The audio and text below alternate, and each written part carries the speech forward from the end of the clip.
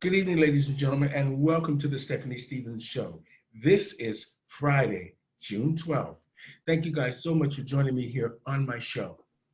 Today, we are talking about the trans community and things that concern the trans community when they need help. So we actually asked a couple of the young ladies that work within many different communities to help bring awareness to certain issues that the trans community face every day. So today on my show, I like to say, please welcome Miss Kitanya Richards to my show. She is a worker at Black Cap. And hi, lady, how are you? Hi, Stephanie. I am okay. What about yourself? I'm doing very well. That's It, good. it's hot as hell in Toronto today. Yeah, it is. And it's getting bleaky. I don't understand the weather. One minute it is so hot, then the next minute Mhm. it is cold. It's I very know. bipolar. So now that you've been locked down in quarantine, what have you been doing? Well, I am actually one of the lucky ones that actually work from home still because I work for the Black Cap organization, which is funded by the city and different government organizations. Role is the African Caribbean Adoption Fair. So my job is to work mostly with the Black trans girls who have mental issues, dealing with the pandemic, whole drop-ins, see where they're going with their life, what they need assistance with, the housing, finding them the right doctor to get them on the right medication, also going into the community and distributing harm reduction supplies to reduce the overdosage that we are seeing. Because since the lockdown, there has been a very vast amount of actually overdose usage and deaths. So that has Mhm. Well, I was watching the news yesterday and I saw that last month alone in Toronto, we had 127 overdoses in downtown Toronto. yeah. Now, as we know, a lot of that is just a lot of people at risk, meaning from different um, portions of society. But for us, it seems to touch the gay community and the trans community the most. And why do you think this is? I think because we are still at the bottom of the food chain. I believe people don't get to know us, and I find that they're actually a lot of us that are trans or transitioning, whether you're a trans man or a trans female, you are subject to loneliness and rejection from family and rejection from everyone around you because they don't quote unquote appreciate your lifestyle. Well, we have a very few families that do accommodate that lifestyle, but the majority don't. They put them out, they had to go to shelters, they beat them up. So having an ally or forming an alliance with these people, they're very intelligent after speaking to them, and they have a lot of goals. They're willing to work, they're willing to do this, but it's not, they don't have that stepping stone. So that is where I come in to help them educate to find out exactly what do you need right now? What position are you in? Where are you looking to go? And if they're drug users, for example, I would make sure that I give them enough supplies for them to last, make sure they're not reusing the needles, the bowls, the kits, the pipes, to make sure that they're not overdosing on anything. But it Okay, all boils down back to the family and them not having a family. So it's a really lonely road to. okay. Now, what does Black Cap actually mean? What's the organization's It, message? it actually is Black CAP stands for Black Coalition Against AIDS Prevention. So within the entity, the organization itself, they're different departments, and people are Mhm. dealing with different aspects. So there's mental health. There's a director of mental health promotions, which is my boss, Chris. Then you get someone that's dealing with the youth. Then you have someone that's dealing with the women. Then you have someone that's dealing with the trans man. And then you have me, of course, that deals with the trans women. And we have resettlement services. We offer support. to our Black community, because actually our Black community is overlooked when it comes to that. Okay, now that you've said that, how do you reach out to people that are suffering, like you said, from mental illness, drug addiction, or just the mere fact of being marginalized within communities upon other communities? Because we're not just within the gay community, we live in other communities as well. How do you reach out to these young trans women and marginalized women to offer them the programs at Black Cap? Where do you find them? Actually, what happened when I first took over, in order to find these girls to come to join Black Cap and come into the program, I spent a lot of time out in the community where they would frequent, maybe the bars, maybe the streets. I also actually advertised a lot. I went into women's shelter, and I actually, in collaboration with Koski Shelter in Spadina, I have done workshops with them on how to deal with trans people, because they're offering a shelter and they didn't know how to deal with trans people. So I actually did a workshop with them. I actually did 2 workshops, one on how to deal with trans people, and the second was in harm reduction. So, right, and also you also take the network, and the partnership. So if they have someone that is going through maybe anxiety, depression, mental health, they would always refer to us. So they would refer them to us, and we would take the necessary steps to help them and give them the support that we know we can give them. You know, this is wonderful. Like I say this in quite a few of my different conversations. It's wonderful that we actually have these programs and these platforms now to where we can actually talk to each other, see each other, and share great information, stuff that was kind of hard for us back in the day. Yes. Now, are you seeing any real success from your work? 100%. When I first started the group, we had a drop-in at the organization at Black Cap on Victoria Street, and I started the group with approximately 3 girls. Now, I have approximately up to 25 girls. So I am actually in discussion with my boss, because my caseload has gone from here to there, right? So it's actually abroad. So we have seen an influx in numbers, especially when we're doing our monthly drop-in. We're seeing that numbers, because the girls now have something they can come onto, or they can talk to via virtual and face-to-face. And I would always schedule one-on-one sessions with them, stress relievers, how you're doing. Tell me and describe your day in a color right now. If they say red, why are you feeling red? Or describe yourself as a dish. I may feel like soup, or I may feel like a salad. Why are you doing that? And we still do group activities. So now with this pandemic, honestly, I know it's bad, the pandemic is bad, but it actually brought up more girls to seek more assistance and to get the help that they need. And plus, the girls in the group that are already in the group, they actually refer other girls and tell them about the group. And the group is called TITS, by the way, which stands for Trans Information Toronto Sisters. So they would refer the girls and tell them, hey, we are part of this program, we have drop-ins, we have activities. And the girls will actually get in contact with me. And the other girls, they would refer them over to me as well.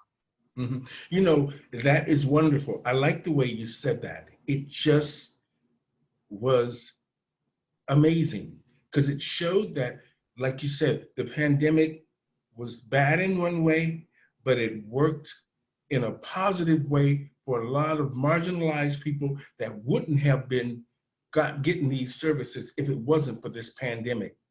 Great work you do. I mean, I'm just listening to you just for just a few minutes. It's great work that Black Cap does. And you know, I've been in this community 31 years. I was with them in the trenches when we didn't have nothing and no services. I know. And there was just, everybody was just dying, and it was just, we didn't have anything to look forward to. But it's great now that we have these positive programs and these positive organizations that are reaching out to people on a constant basis.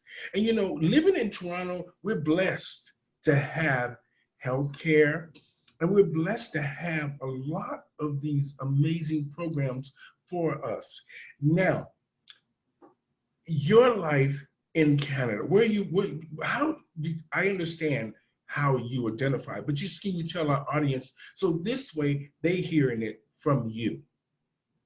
I identified as a female because of the transitioning process. So everything is female. There's nothing, I should say, male about me. I transitioned right into female. So being from Barbados, I used to live in Barbados there. And it can be hard living your life as a gay person or LGBTQ person within Barbados because of society. Some people are accepting and some people are not. So actually to go to work like this, I would never get a job in Barbados because I look like this. And Barbados is such a small country, a very, very small country. Everyone knows something or always know about someone. So I just had enough of it because there's no way that I'm going to be in a country where I can contribute to your workforce and you're hiring me because you're not hiring me or refusing me because of my appearance. So I just decided, okay, it's time to go migrate to Canada. Now, your road, let's just say you have found success in Canada. I hear you're married now. Oh, look at that. Oh my God. So how did you and your husband, before you decided that you were both in love, did you ever have the discussion about that you were male before? Of course, when I met him, I told him because he would hit me up because we would chat online. Well, I first met him online on Tag. So I was there and I met him and it took me 3 days. And I'm sure when he sees this, he's going to tell everyone it's true. It took him 3 days, took me, 3 days for me to respond to him. And I told him, he said, can I have your number? I said, well, there's something that you need to know about me. I'm not your type. But then he put up this defensive wall and said, how do you know I'm not your type? I said, well, I'm a transsexual. So after 5 minutes, I said, he came back. I said, did you Google the word? And we both laughed about it. He said, really, you're sexy. So then we exchanged numbers and began to create a bond. And I showed him pictures of me before as a male, pictures of me now.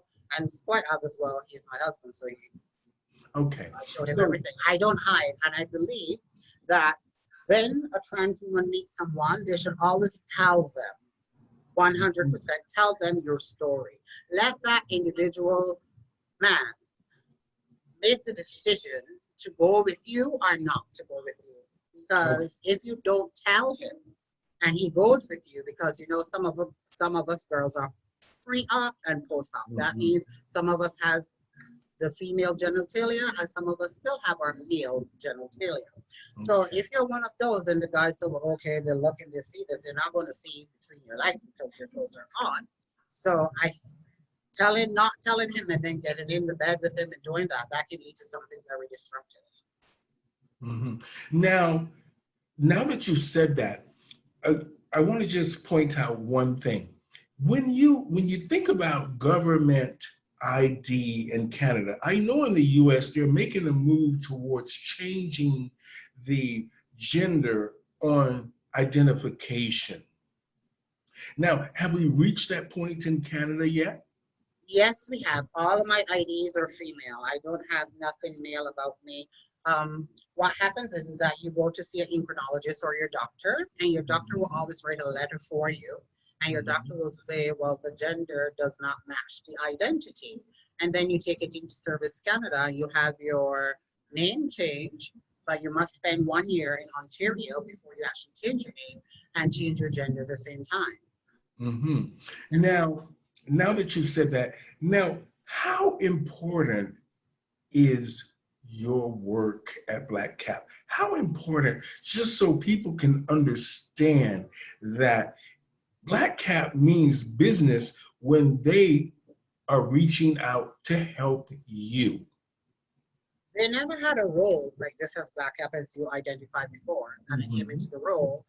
Actually, no one knew where the role was going to or the vast extent because this is the first time. So Mm-hmm. me being running a call center for years, so one of my trans friends said, Kitani, you need to get out of the call center and try something new. And I was like, okay. And they said Black Cap is hiring. However, it is very important for my role because we have so many Black girls out there that are suffering from anxiety, suffering from the lack of support, suffering from the lack from mental stability. And it's very important as humans, not only for LGBTQ, that we have that support, especially going through that, Mm-hmm. right? So the work is going into the field, getting hands-on with the community, working with partnership networks, working with Sherboard, working with different um, partners to ensure not only that we are coming together to seek the best interest, but we provide what we say we're going to do. Okay. So it's something that is extremely important. And these girls never had this before. And they're very, very grateful for it because they have someone that they can look up to, look upon, go to with their problems. Because I also help them with their mental issues. I talk to them one on one.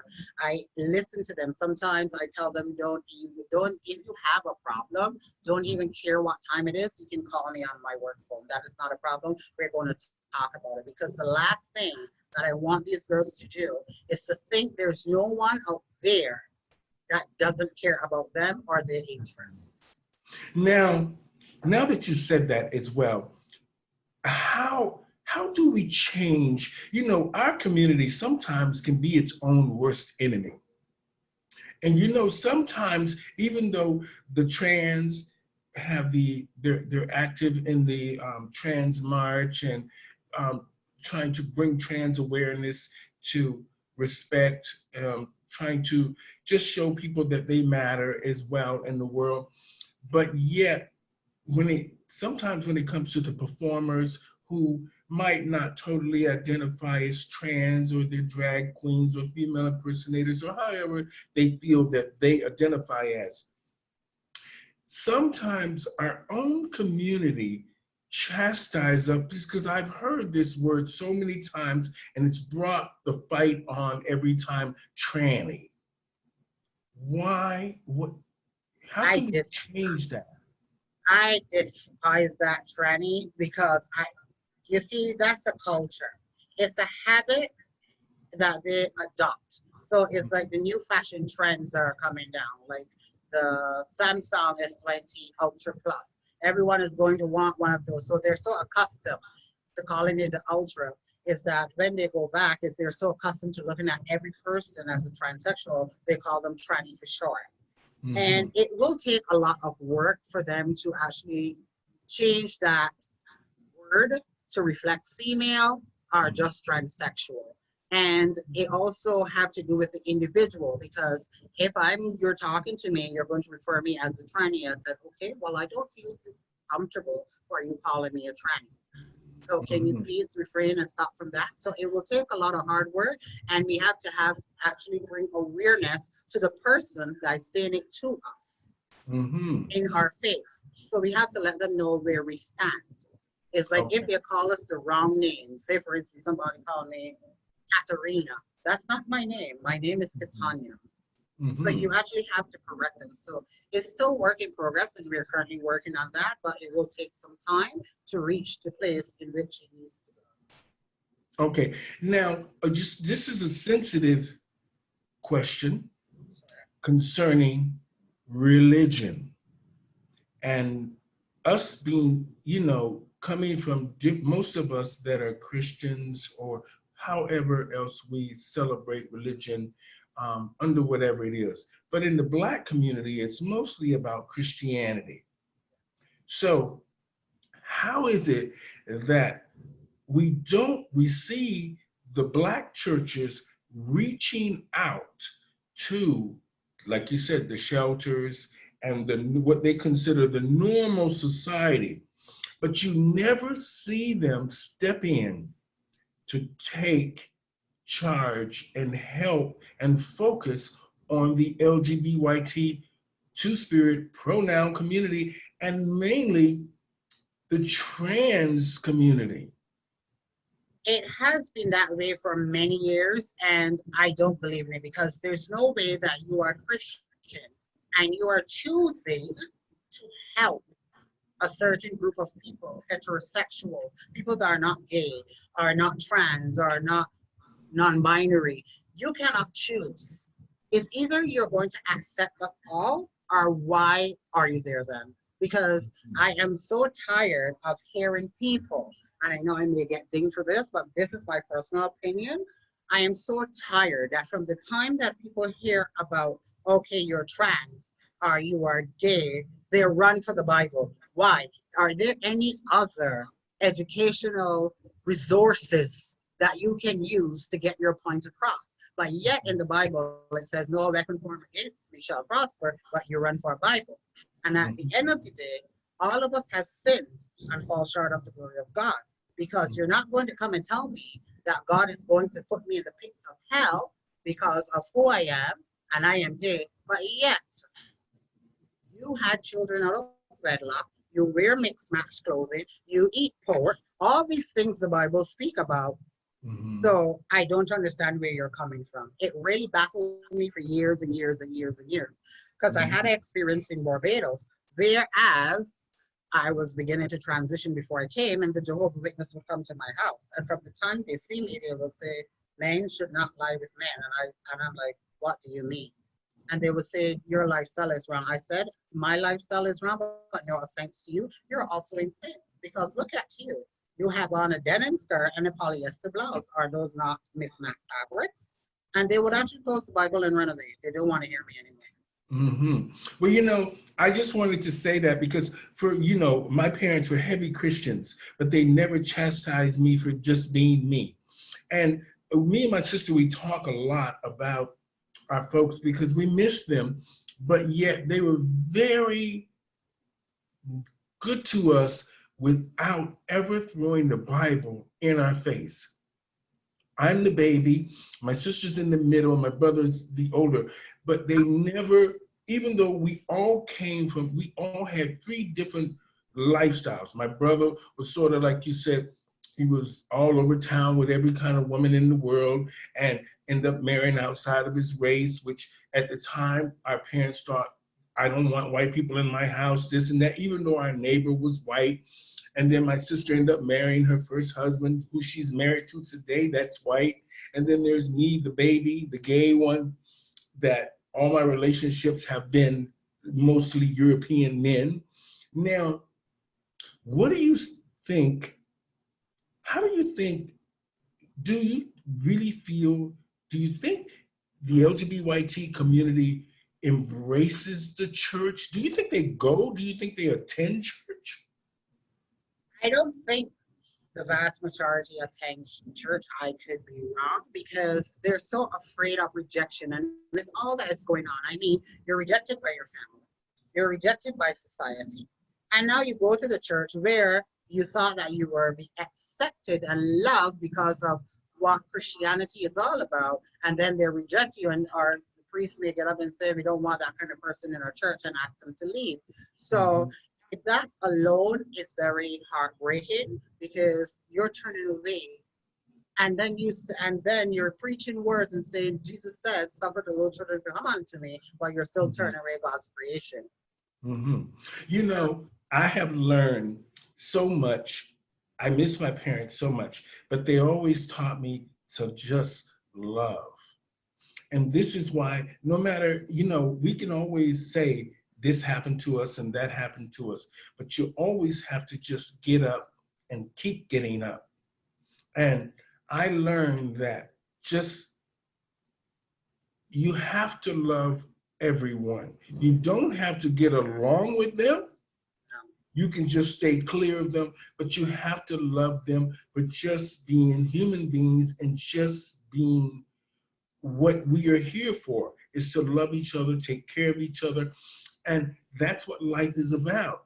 But for somewhere along the line, we have chosen so many different, I'm this, I'm that, I'm over here, I'm over there, I don't like you, you're this, you're that. And it's putting so many barriers in the way of where we are to go. Now, a perfect example is I watched something that was trending a lot on Facebook and YouTube and all these places when the pandemic hit and the little children weren't going to school. Now, before we've always talked about how you teach children to hate and discriminate, but nobody ever paid it any attention. But if you ever sit in a classroom and watch how kids really interact with each other normally, you don't see what we practice today when they're first growing up. 100%. Because actually the generations are changing. Mm-hmm. And what we, I mean, we were raised by parents who would whoop us, who would beat us up. When we do something wrong, we would get lashes, we would get spanking.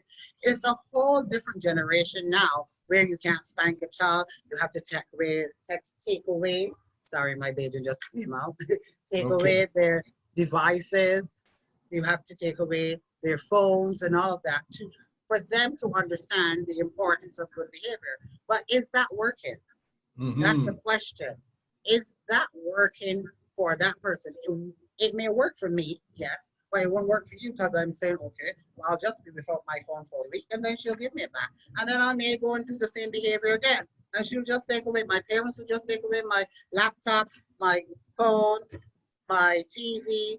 But we have to find different ways because if we can't spank the child, we have to find ways and very more effective and efficient ways to ensure that whatever punishment that you're delivering to that child, they understand that it cannot be done again. So it's like finding, like if you have a cold or you have a sinus, it's actually finding the right medication so you can combat that and you can heal properly. So we need to, as parents, because the generation is actually change, we need to find other different ways to ensure that our children have been disciplined in manners Now, in the home and outside. Okay, and now I want to just go back to, I have a few more questions for you because you've been really helpful and enlightening, and I'm amazed, and I'm just blessed that people like you that represent us are in our community to help us. So I'm grateful. Now, let's talk about the LGBT two-spirited community in downtown Toronto. As you know, in the last few years, our city has come under a lot of scrutiny because of Pride Toronto and Black Lives Matter. What do you think has happened? Where has the communication broken down that we are at a standstill with one of the most powerful celebrations that brought respect, money to the city, and gave us a real voice? I don't think that we should let it actually phase us. We should still continue doing what we're doing. Don't let anything, because with that pride movement and the pride that we have for a whole month of June for the entirety of having pride, I mean, it's something where people can connect. You will find people, you will talk to people, you will share common stories, and you will find that you meet other brothers and sisters that are actually going through a lot and you can help them. And I mean, I believe it's only for the money, but do they really care if we have pride or not? Do they? It's only to bring financial stability or to generate income, because you know, for pride, people come out and they spend money, they do this and they do etc. So I mean, does it really, really, really have an impact on government and society? Because with all of a sudden now, everybody wants to do a pride. The straight wants to do a pride without gay pride. I mean, we're setting trends because they didn't want a pride until they see a gay pride, right? Now, so I believe that. And for the Black Lives Matter, I refuse to partake in that because you cannot tell me that all lives matter when you turn around and beat up a Black trans girl. You're telling me that only certain lives matter. And I think that as soon as we, as trans girls actually bond together, our voices, this nonsense will stop. Because you don't see our community going around, okay, you're straight, I'm beating you up. No, we don't do that. So why are you going to do it to us? And then you're going to demonstrate, protest. Take all your energy and take all your time and say Black Lives Matter. You turn around and beat up a trans girl, although she's Black. So what are you telling me then? How are you expecting people to take you serious? Okay. Now, just a couple of more questions. Now, since the pandemic, now it brought a lot of attention and it actually brought out a lot of awareness of what is actually happening within our community. Now, I noticed now that a lot of the bars will not be opening back up.